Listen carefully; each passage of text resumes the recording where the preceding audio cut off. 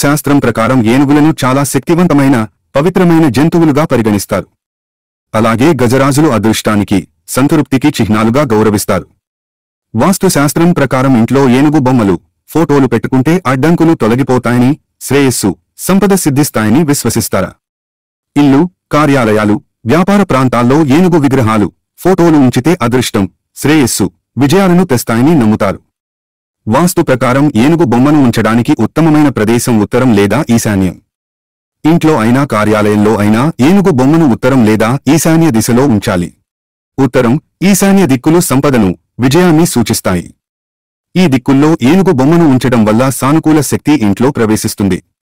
ఇంటికి శ్రేయస్సు చేకూరడానికి ఏనుగు బొమ్మలను ఉత్తరం దిక్కులో లేదా ఈశాన్యం మూలలో ఉంచాలి.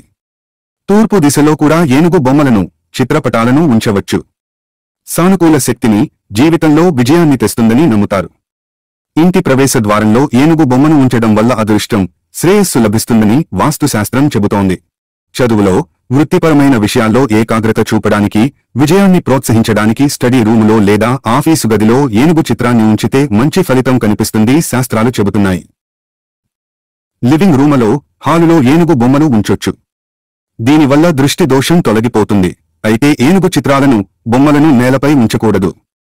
తల ఎత్తి చూసేలా ఏనుగు చిత్రపటాలను ఉంచొచ్చు. ఏనుగు బొమ్మలను నేలకు కొద్ది ఎత్తులో ఉంచాలి. ఎంత ఎత్తులో ఉంచాలనేది వ్యక్తిగత ఇష్టం.